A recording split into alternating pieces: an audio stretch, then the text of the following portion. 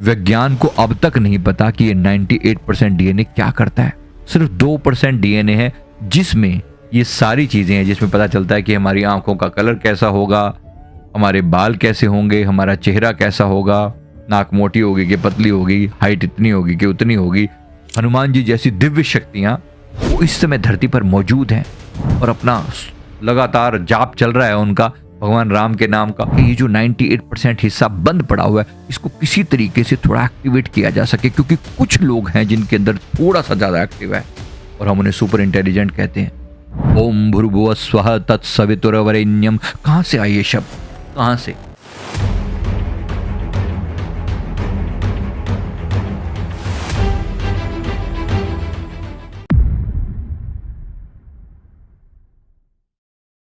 क्या एलियंस ने मनुष्य के डीएनए को एडिट करके नया मनुष्य बनाया है?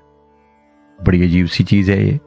आज मैं इसके बारे में एक डिटेल एनालिसिस आपको देता हूं कि बहुत कुछ ऐसा हुआ है जो हमारी सोच से परे है। कहते हैं कि मनुष्य प्रकृति की सबसे जटिल रचना है, लेकिन क्या वाकई हमारा जन्म सिर्फ प्रकृति की देन है या किसी बाहरी बुद्धिमत्ता, किसी एलियन सभ्यता ने हमें डिजाइन किया है? हमारा डीएनए जिसमें हमारी पूरी पहचान लिखी है, उसे देखकर वैज्ञानिक भी हैरान होते हैं। ऐसा लगता है किसी ने बड़ी सोच समझकर हमारी क्षमताओं को सीमित कर दिया गया है।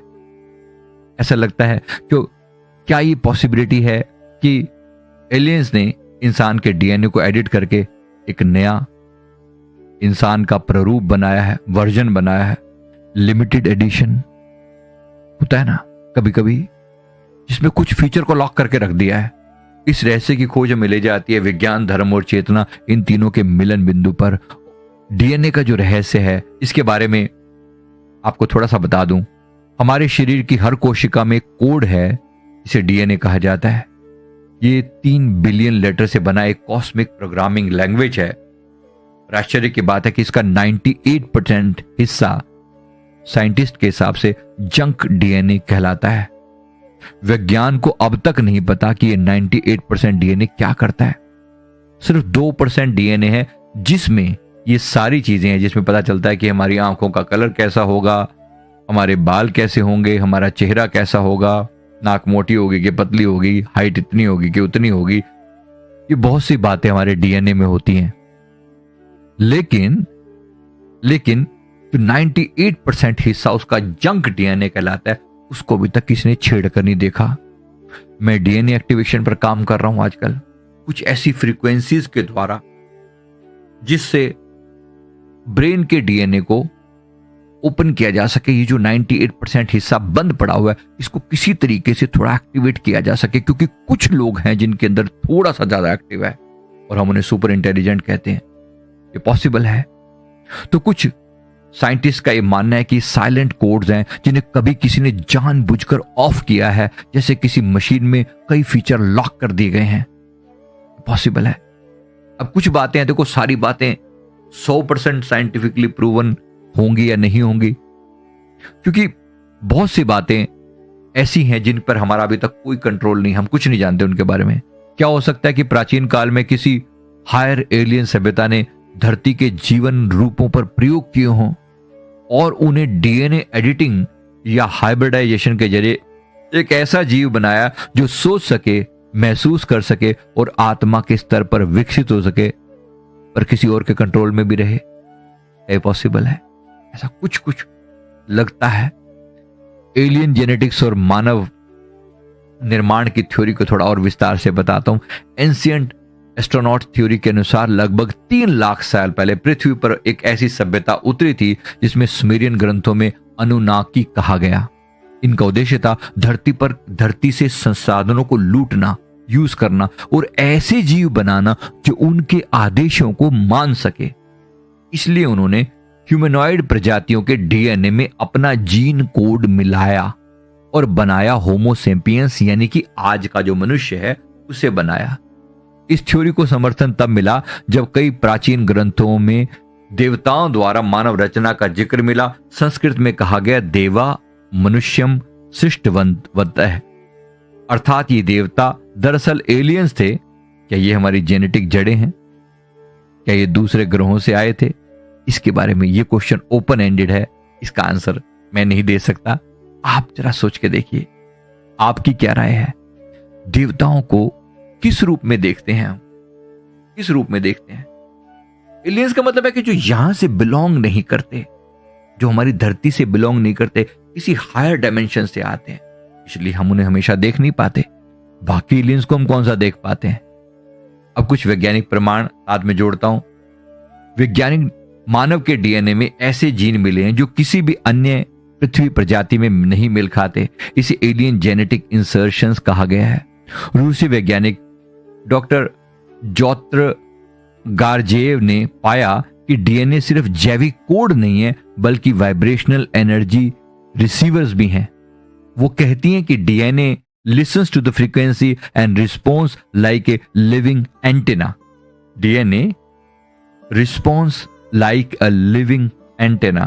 हालांकि बहुत सारे साइंटिस्ट इस बात से एग्री नहीं करते, लेकिन किसी ने कुछ तो समझा जो डिफरेंट है, क्योंकि जब आपके पास कोई आंसर ना हो तो जो आंसर है उसी पर कोई भरोसा करना पड़ेगा।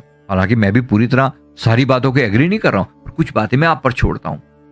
हमारे अंदर एक कॉस्मिक रिसीवर सिस्टम लगा है जो हमें किसी हायर डायमेंशन से, किसी ब्रह्मांडीय नेटवर्क से जोड़ता है। हम केवल इतने से नहीं है जितने दिख रहे हैं, हम किसी बड़े नेटवर्क का एक हिस्सा हैं। यही कारण है कि ध्यान और मंत्र जाप से हमारा पूरा अस्तित्व बदल जाता है। मैंने लोगों को बदलते हुए देखा है। ये जो मंत्र हैं, ये मंत्र एक कोड है, उसको डिकोड करते हैं कहीं ना कहीं, वो साइलेंट फ्रीक्वेंसी। अब सोचिए, हमारा गायत्री मंत्र ओम भूर्भुवः स्वः तत्सवितुर्वरेण्यम, कहां से आई ये शब्द? कहां से? सामान्य भाषा में, हमारी संस्कृत में इसका उत्तर तो दिया है, लेकिन बाकी लोगों के पल्ले नहीं पड़ते। लेकिन अब साइंस ये बात मान रही है कि हमारा गायत्री मंत्र, हमारा महामृत्युंजय मंत्र कुछ अंदर चेंज लेकर आता है, डीएनए लेवल पर परिवर्तन लेकर आता है। बात बहुत बड़ी है। धन्यवाद देना पड़ेगा सनातन के उन महान ऋषियों को जिन्होंने इन सीक्रेट्स को हमारे सामने लाया, क्योंकि मंत्र की ध्वनि डीएनए के स्लीपिंग कोड्स को एक्टिवेट करती है। इसलिए क्या करना? मंत्र का जाप करना, तो प्रत्येक चक्र पर ध्यान करते हुए जोर से चैंटिंग करना, बहुत कुछ पता चलेगा। मेरे गुरुदेव ने फरमाया, जब तुम ध्यान में उतरते हो और मंत्र को पूरे इस तरीके से जपते हो जैसे वो तुम्हारे रोम रोम से जपा जा रहा है, तो तुम्हारा डीएनए चेंज होता है। तो करके देखना, गजब का चेंज आएगा। हमारे लाइव सेशन में आइए तो आपको और दिखाएं, करके दिखाएं प्रैक्टिकली। बहुत से लोगों का जीवन बदल रहा है। आप पीछे क्यों रह रहे हैं? शास्त्रों में डीएनए और दिव्य संरचना के कुछ संकेत जो दिए गए हैं बता रहा हूं। ऋग्वेद में देवो मनुष्यम रूपेण प्रतिष्ठाप्यम, अर्थात देवताओं ने मनुष्य के रूप में अपने ही स्वरूप को स्थापित किया है। विष्णु पुराण, महाभारत और मिश्र के ग्रंथों में भी आकाश से बरसते हुए देवता, स्वर्णिम विमानों और प्रकाशमान बीजों का उल्लेख मिलता है। इसका मतलब है डीएनए कैप्सूल्स थे जिन्हें जीवन पृथ्वी पर जीवन फैलाया। देवी देवताओं का भी आगमन होता है तो कैप्सूल के रूप में आता है। देवी देवता धरती पर आते हैं, मौजूद भी हैं। हम मानते हैं कि हनुमान जी जैसी दिव्य शक्तियां वो इस समय धरती पर मौजूद हैं और अपना लगातार जाप चल रहा है उनका, भगवान राम के नाम का। तो ये दिव्य शक्तियां क्या करती हैं? एक कॉन्टैक्ट है उनका उस दिव्यता के साथ, इस धरती पर इन प्राणियों की रक्षा करना, हम लजे लोगों की रक्षा करना भी, और एट द सेम टाइम एक ऐसी पावरफुल लेबोरेटरी चल रही है जो धरती की ऊर्जा को बढ़ाने पर काम कर रही है।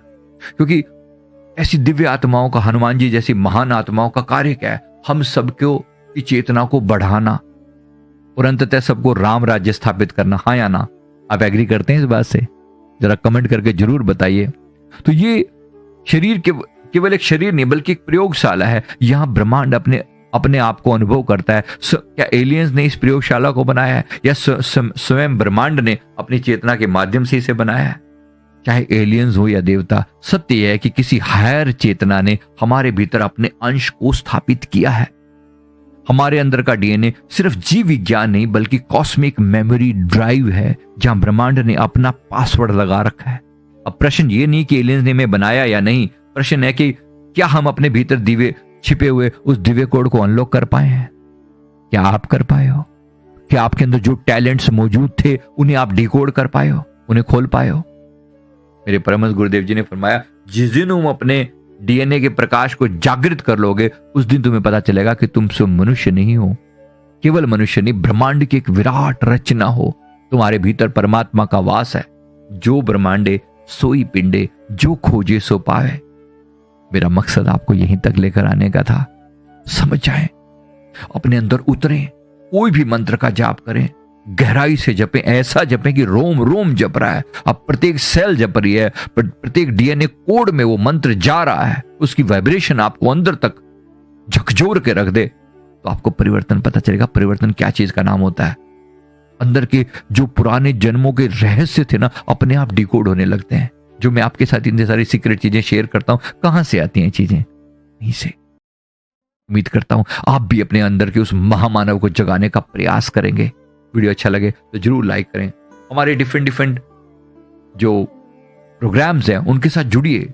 बात केवल इतनी सी नहीं है जितना मैं आपको यहां बता रहा हूं, बहुत कुछ ऐसा है। हमारे जो प्रोग्राम्स होते हैं अलग अलग तरह के, उसमें अभी मैं डीएनए एक्टिवेशन का प्रोग्राम शुरू कर रहा हूं, साथ में थर्ड आई एक्टिवेशन की पावर पर काम लगातार चल रहा है। ब्रह्म ज्ञान की यात्रा करके हमारा एक कोर्स है। अन्य जो कोर्सेज हैं, बहुत से कोर्सेज आपको रिकॉर्डिंग रूप में भी मिल जाते हैं, अगर आपकी टाइमिंग सूट नहीं करती तो वो सब भी अब उपलब्ध हैं। नीचे लिंक दिया हुआ है, जरूर कॉन्टैक्ट करके देखिए और बात कीजिए, रेकी सीखिए, समझ में आएगी आपको। बहुत सारे चेंजेस हैं, बहुत सारी चीजें जो डिकोड होती हैं। जरूर एंजॉय करें। मैं उम्मीद करता हूं जरूर अच्छा लगा होगा आपको। वीडियो अच्छा लगे तो लाइक करें, चैनल को जरूर सब्सक्राइब कर लें। Thank you very much.